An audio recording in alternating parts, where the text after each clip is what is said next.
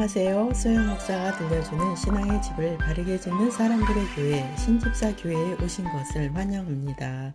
오늘 말씀은 네 종류의 말탄 자들, 요한계시록 6장 1에서 11절을 중심으로 말씀을 전하겠습니다. 요한계시록은 사도 요한이 하나님의 말씀을 환상과 음성을 듣고 받아서 기록한 내용입니다. 이 내용은 마지막 때에 일어날 일들을 직접 보는 것처럼 묘사된 책입니다. 우리는 요한계시록을 자주 읽어서 마지막 때에 일어나는 일들을 통해 깨달아서 말씀을 믿고 행해야 합니다. 요한계시록 1장 3절 이 예언의 말씀을 읽는 자와 듣는 자와 그 가운데 기록한 것을 지키는 자는 복이 있나니 때가 가까움이라. 예수 그리스도께서는 마지막 때에 일어날 징조들을 말씀하시고 재난의 시작이라고 부르셨습니다. 그리고 재난의 이후에 징조들을 언급하신 후에 그제야 끝이 오리라고 말씀하셨습니다. 즉, 이 말씀은 마지막 때 지구상에 임할 큰 환란이 바로 종말이라는 의미입니다. 마태복음 24장에 있는 재난의 시작과 요한계시록 6장에 나오는 인의 사이에는 유사성이 있습니다. 그 내용은 미래에 일어날 일들을 말씀하고 있습니다. 그 일어날 일들은 전쟁, 자연적 재난, 핍박, 그리고 거짓 구원자들의 주장으로 넘쳐날 것을 말씀하고 있습니다. 그리고 최후의 순간에 이르러서는 그러한 징조들이 더욱 빈번해지고 정도가 심해질 것입니다. 그리스도께서 말씀하신 대환란과 계시록에서 언급된 7인, 7나팔, 7대접, 심판, 그리고 짐승의 출현 사이에는 유사성이 있습니다. 그리고 요한계시록에 거듭 묘사되고 있는 짐승과 그리스도께서 말씀하신 멸망에 가증한 것 사이에도 많은 유사성이 있습니다. 이 요한계시록 말씀에 덧붙이는 것이 아니라 성경 그대로 보고 이해함으로써 보기를 원합니다. 우리는 하나님을 경외하기를 원합니다. 그리고 우리가 그분께 마지막 때에 받아들여지기를 원합니다. 세상의 그 무엇보다도 그분께 순종하고 모든 힘을 다해 그분의 말씀을 따르기를 원합니다. 그리고 우리는 영원토록 주님만을 사랑하기를 원합니다. 극적인 때가 다가왔습니다. 하나님의 책을 봉하고 있는 인들이 이제 떼어지게 됩니다. 재난의 시작으로 7인과 4종류의 말탄 자들이 나옵니다. 요한계시록 6장 1에서 2절 내가 봄에 어린 양이 7인 중에 하나를 떼시는데 그때에 내가 들으니 내 생물 중에 하나가 우레소리같이 말하되 오라 하기로 이에 내가 보니 흰말이 있는데 그 탄자가 활을 가졌고 면류관을 받고 나아가서 이기고 또 이기려고 하더라. 첫째 이는 흰 말과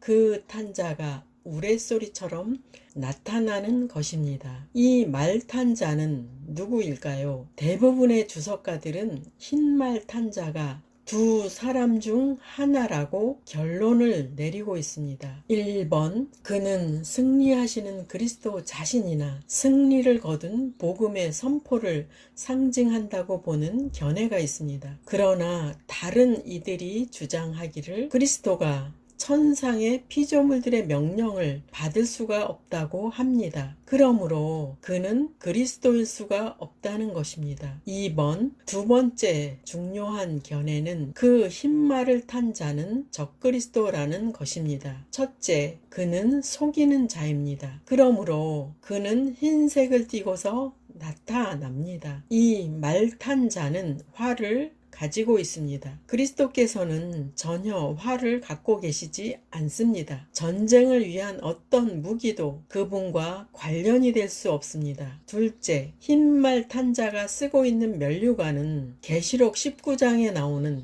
그리스도께서 쓰고 계신 면류관과는 다릅니다. 그가 쓴 면류관은 정복자의 면류관으로서 왕이 쓰는 왕의 면류관이 아닙니다. 이 말탄 자는 면류관을 받았습니다. 여기서 말하는 면류관은 그의 사악한 힘과 권세를 상징합니다. 셋째, 활은 정복을 상징합니다. 이 말을 탄 자는 이기려고 나가고 있습니다. 구약 성경에서 활은 언제나 군사적 세력의 상징이었습니다. 더군다나 문맥상 그 첫 번째 말탄 자는 다른 3명의 말탄 자들과 일관성이 있어야 한다고 주장합니다. 본문에 4명의 말탄 자들은 마지막 때 지상에 내려와서 끔찍할 정도로 세상을 황폐케 하는 종말론적인 성격을 띤 말을 탄 자들에 대한 묘사입니다. 그리고 그리스도께서는 사람들의 심령을 정복하시려고 어느 특정한 시기에 나가신 적이 없습니다. 그분은 언제나 구원 사역에 힘쓰셨습니다. 사람들의 심령을 정복하시는 일이 지속적인 그분의 사역이 될 것입니다. 그분이 이기기 위해서 새롭게 나서야 할 어느 특정 시기란 없습니다. 이제 흰말 탄 자는 벌써 활을 가지고 있으며 어느 특정한 시기에 면류관을 받았습니다. 그 시기로부터 그는 이기기 위해 앞으로 나갑니다. 그래서 흰말을 탄 자가 적그리스도라고 보는 견해가 가장 설득력이 있습니다. 어떻게 적그리스도가 세상을 정복합니까? 성경은 그러한 일이 기만을 통해서 진행될 것이라고 우리에게 말씀합니다. 그리고 사람들이 스스로 죄와 악의 길을 선택했기 때문에 적그리스도는 합법적으로 그들을 속일 수 있었습니다. 데살로니가 후서 2장 8에서 10절. 그때에 불법한 자가 나타나리니 주 예수께서 그 입의 기운으로 그를 죽이시고 강림하여 나타나심으로 패하시리라. 악한 자의 나타남은 사탄의 활동을 따라 모든 능력과 표적과 거짓 기적과 불의의 모든 속임으로 멸망하는 자들에게 있으리니 이는 그들이 진리의 사랑을 받지 아니하여 구원함을 받지 못함이라. 하나님의 심판 직전에 일어나는 일은 적그리스도가 세상 무대에 등장하게 됩니다. 하나님의 진리의 사랑을 거절한 사람들은 적그리스도에게 기만당하게 될 것입니다. 그 기만은 환난과 굶주림과 재앙이 많은 세상에 지상 낙원을 가져다 준다는 구실로 강력한 세계 지도자가 나타날 것입니다. 그리고 사람들은 그에게 속아서 자신들의 나라를 그에게 넘겨줄 것입니다. 즉 그들은 자신들의 나라와 삶을 그가 다스리도록 허락하는 조약과 협의서에 동의하게 될 것입니다. 요한계시록 17장 17절. 이는 하나님이 자기 뜻대로 할 마음을 그들에게 주사 한 뜻을 이루게 하시고 그들의 나라를 그 짐승에게 주게 하시되 하나님의 말씀이 응하기까지 하심이라. 무엇이 사람들로 하여금 세상의 정부를 한 인간에게 넘겨주도록 할 수 있을까요? 1번, 심령이 공허하고 절망에 빠지게 될 때 그러한 상황으로 인해 사람들은 유토피아, 지상 낙원을 약속해주는 어떤 한 사람에게로 향하게 될 것입니다. 2번, 폭력, 전쟁, 그리고 고통과 환난으로 가득 차 있는 세상이 적그리스도를 위한 길을 마련해 줄 것입니다. 수많은 생명들과 가정들과 그 외 모든 것이 파괴될 것입니다. 황폐해진 사람들은 누군가가 평화와 회복을 가져다 줄 수 있다면 그 어떤 지도자에게라도 복종하게 될 것입니다. 3번, 거듭 발생하는 자연적 재난들에 의해 뒤 흔들리는 세상이 적그리스도를 위한 길을 마련해 줄 것입니다. 연속적인 천재지변은 사람들로 하여금 두려움에 떨게 할 것입니다.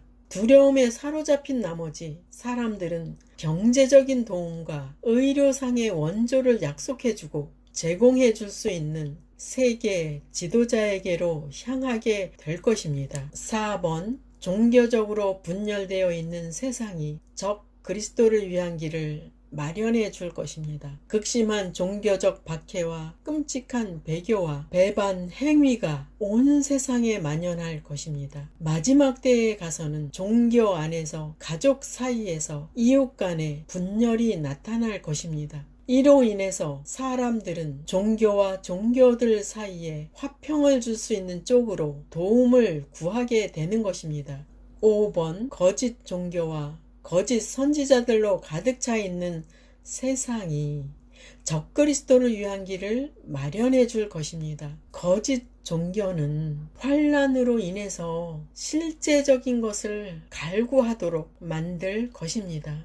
그러므로 사람들은 적그리스도의 약속을 받아들일 만한 충분한 상태가 되어질 것입니다. 6번, 하나님께로부터 점점 멀어지고 죄가 더욱 심각해지고 사랑이 점점 식어져가는 세상이 적그리스도를 위한 길을 마련해 줄 것입니다. 사람들은 불법, 술 취함, 약물 중독, 마술 행위, 범죄 등에 관련되어 도움을 받으려고 애쓸 것입니다. 사람들은 적그리스도가 사회에 진정한 관심과 애정과 사랑을 가져다 준다고 말하면 그 누구에게라도 자신의 모든 것을 맡기게 될 것입니다. 우리는 위의 내용으로 적그리스도가 나타나서 세상을 어떻게 지배하는지를 살펴보았습니다. 적그리스도가 인생에 대한 해결책을 모두 주겠다고 하지만 그가 주장하는 모든 것은 거짓입니다. 그 해결책은 잠깐 동안은 도움이 되는 것 같지만 뒤에 이어서 나타나는 환난과 기상, 이변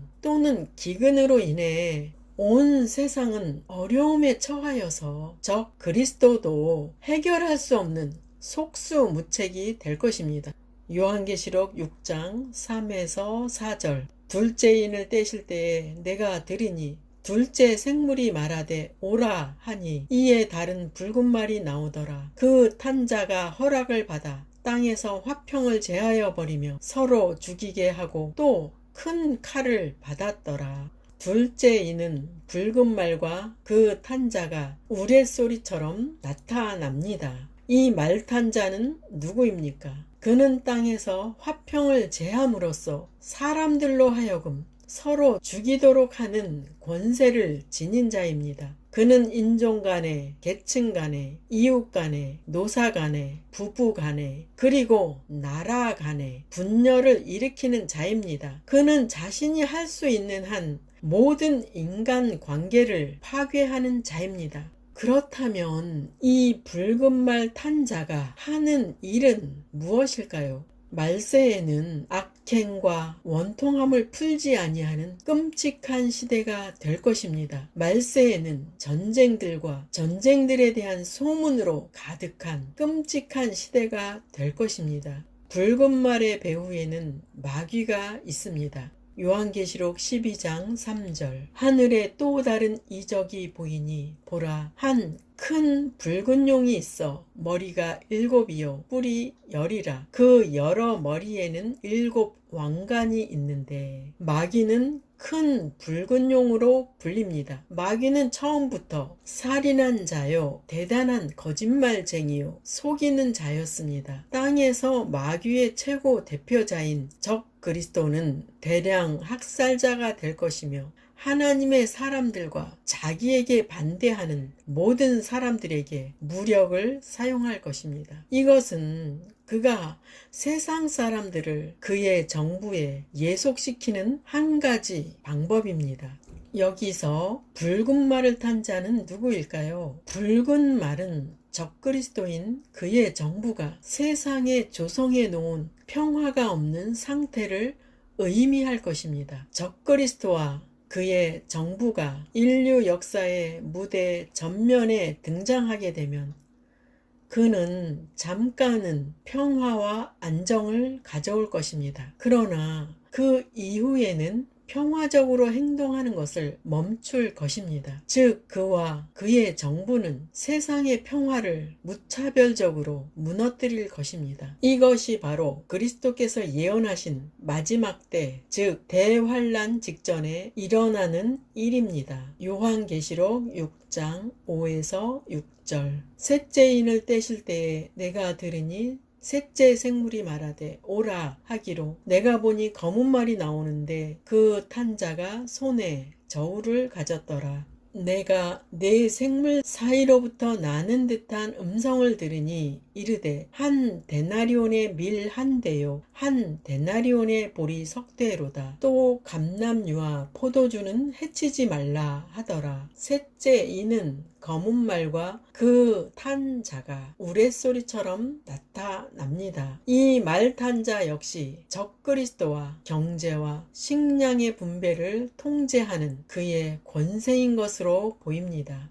마지막 때에는 그 이전의 어느 때보다도 온 세상에 걸쳐 더 많은 전쟁이 발발하고 충돌 사태와 폭력이 더 빈번해질 것입니다. 그리고 자연의 파괴로 곳곳에 가뭄과 기근이 점점 자주 일어날 것입니다. 본문에 이 말 탄 자는 누구일까요? 1번, 이 말 탄 자는 곡식의 분량을 재는 저울을 가지고 있습니다. 밀 혹은 보리는 요한이 살던 시대의 기본적인 식량이었습니다. 그때에는 밀과 보리의 가치는 다음과 같았음을 주목하십시오. 밀 한 대에 한 데나리온, 보리 석 대에 한 데나리온. 한 데나리온은 대략 하루 품삯에 해당하는 액수였습니다. 그날 하루에 필요한 식량을 사기 위해서는 애써서 일해야 한다는 것을 생각해 보십시오. 이것이 바로 마지막 때, 곧 대환란이 일어나기 직전에 있을 상황입니다. 2번, 이 말 탄 자는 식량 배급을 통제합니다. 이것이 그가 세상에 대해 적어도 일시적으로 통제력을 움켜쥘 수 있는 방편일 것입니다. 이것은 식량의 통제가 엄격하게 되리라는 사실을 나타내고 있는 것입니다. 그러나 감람류와 포도주는 넉넉할 것입니다. 어떻게 밀과 보리는 부족하고 감람류와 포도주는 넉넉할 수 있을까요? 감람나무와 포도 덩굴은 곡식류보다는 땅속에 더 깊이 뿌리를 내리고 있다는 사실에서 그 이유를 파악할 수 있습니다. 마지막 때는 세계 전역에 계속해서 기근이 오는 현상이 두드러질 것입니다. 그리하여 사람들은 생존을 위해 모든 노력을 기울이게 될 것입니다. 요한계시록 6장 7에서 8절. 넷째 인을 떼실 때에 내가 넷째 생물의 음성을 들으니 말하되 오라 하기로, 내가 봄에 청황색 말이 나오는데 그 탄 자의 이름은 사망이니 음부가 그 뒤를 따르더라. 그들이 땅 4분의 1의 권세를 얻어 검과 흉령과 사망과 땅의 짐승들로서 죽이더라. 넷째 이는 청황색 말과 그 탄 자가 우레소리처럼 나타나는 것입니다. 그의 공격으로 발생되는 상황은 사람의 마음을 멈칫하게 만들고 약하게 할 정도의 황폐함에 이르게 합니다. 주목하십시오. 이 말 탄 자는 또한 적그리스도와 그의 정부 혹은 적그리스도 자신에 의해 발생될 끔찍한 황폐함을 나타내 주는 것으로 보입니다. 이 말 탄 자의 이름은 곧 사망이라는 이름을 가졌습니다. 그리고 바로 그의 뒤에는 지옥 혹은 음부, 곧 죽은 자들의 장소가 있습니다. 그의 이름 자체가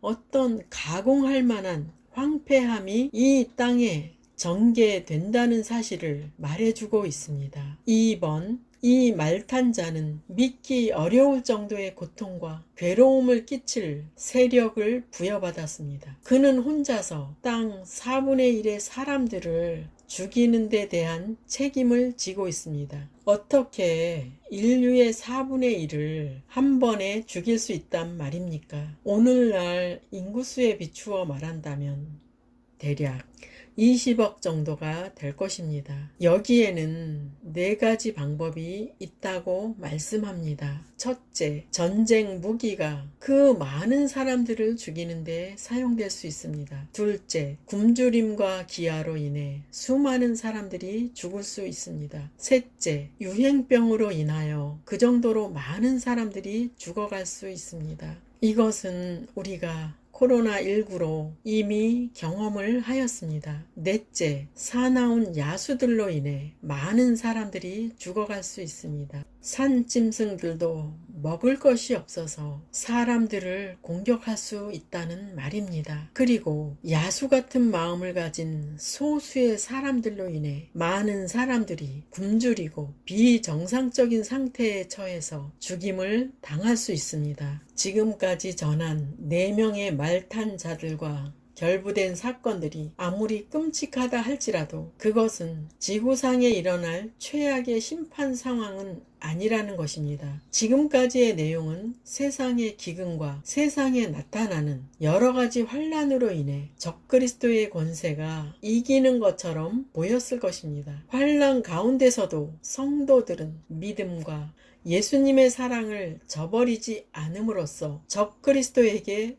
굴복하지 않으므로 순교를 당할 것입니다. 그래서 순교자들이 하나님의 제단 아래에서 나타납니다. 요한계시록 6장 9절, 5째 인을 떼실 때에 내가 보니 하나님의 말씀과 그들이 가진 증거로 말미암아 죽임을 당한 영혼들이 제단 아래에 있어 하나님의 어린 양이신 주 예수 그리스도께서 5째 인을 떼십니다. 바로 그때 세상에서 순교를 당한 영혼들이 하나님의 제단 아래에 나타납니다. 이것은 모든 세대에 걸쳐 주 예수 그리스도를 위해 죽었던 모든 순교자들이 제단 아래에 있습니다. 순교자들은 하나님을 위해서 그들의 생명을 온전히 바쳤으며 하나님을 위한 희생의 제단에 자신들의 생명을 바쳤습니다. 그래서 순교자들은 하나님 앞에서 매우 특별한 자리를 얻습니다. 즉 그들은 제단 바로 아래에 서게 됩니다. 그들은 영원 무궁토록 하나님께 매우 가까운 특별한 위치를 부여받게 됩니다. 순교자들은 하나님의 말씀과 그 증거를 인하여 죽임을 당하였습니다. 인류 역사의 마지막 때에도 여전히 그리스도를 사랑하고 여전히 성경의 가르침을 따르는 사람들이 있을 것입니다. 순교자들은 하나님께서 세상을 극진히 사랑하셔서 믿는 자들을 구원하시려고 자신의 아들을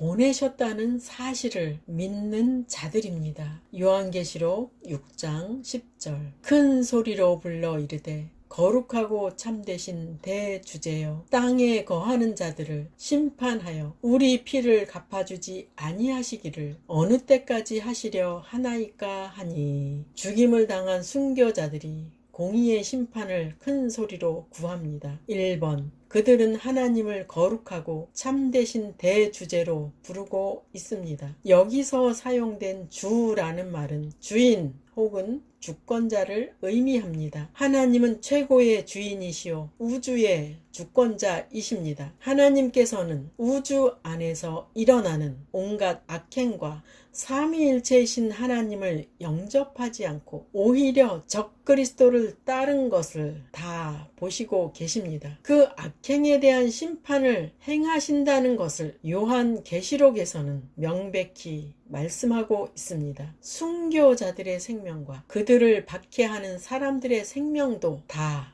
그분께 속하였기 때문입니다. 하나님은 그분의 말씀과 약속들에 대해 신실하십니다. 그러므로 순교자들이 하나님을 거룩하고 참되신 대주제로 부르는 것입니다. 2번, 순교자들은 그들을 핍박하는 자들에 대한 공의의 심판과 보응을 큰 소리로 불러 구합니다. 그들은 그들의 피를 신원하여 주도록 하나님께 큰 소리로 불러 구하고 있습니다. 왜 그들의 피가 흘려졌습니까? 왜 그들은 죽임을 당했습니까? 그들은 창조주 하나님을 믿었고 그분이 보내신 자 예수 그리스도를 믿었기 때문입니다. 그리고 그들은 천국이 있음을 믿었습니다. 우리의 하나님과 예수 그리스도를 부인하지 않기 위해서 순교를 당했습니다. 순교자들이 부르짖는 이유는 보복을 위해서가 아니라 진리의 옹호를 위해서 부르짖고 있는 것입니다. 하나님의 말씀과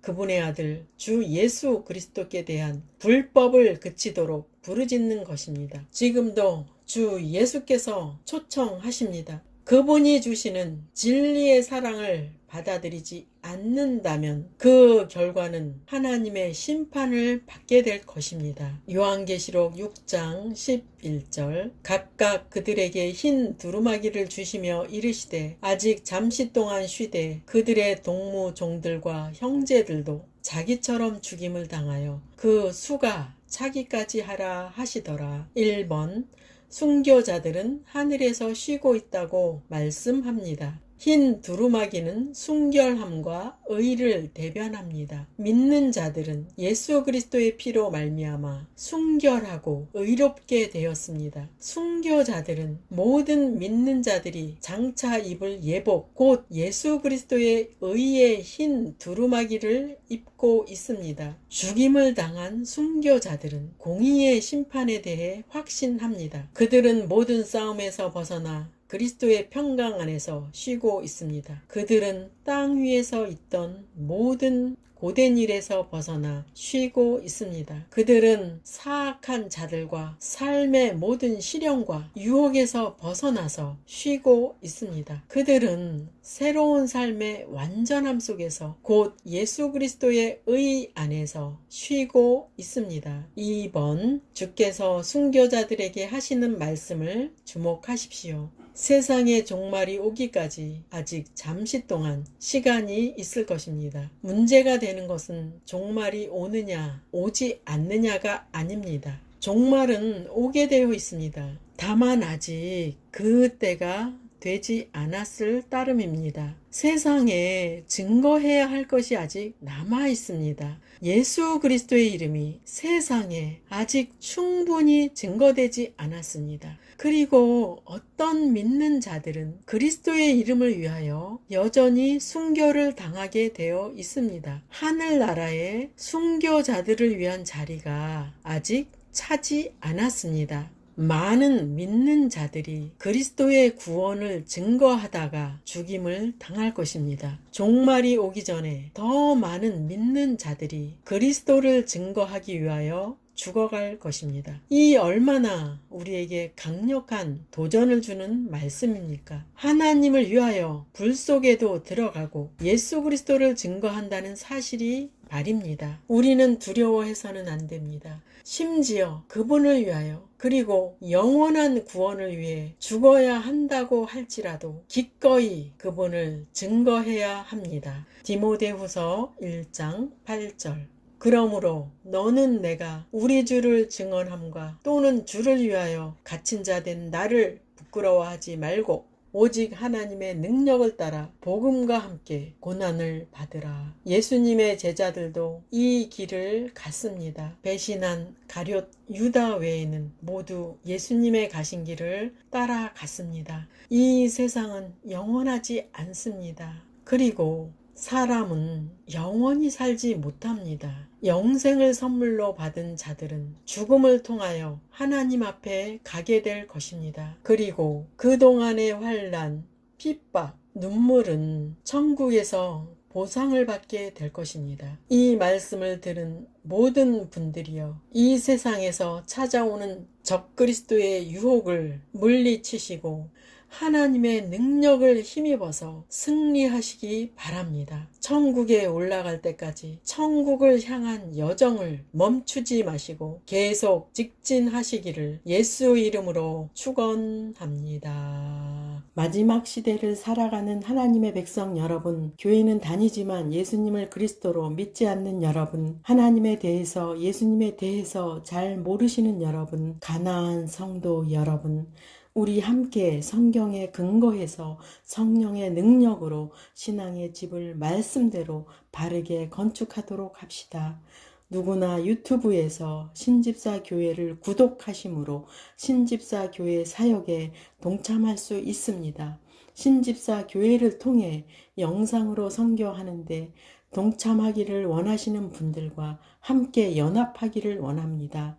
아브라함 목사에게 언제든지 연락 주십시오. 우리 주 예수 그리스도의 이름으로 축복하고 또 축복합니다.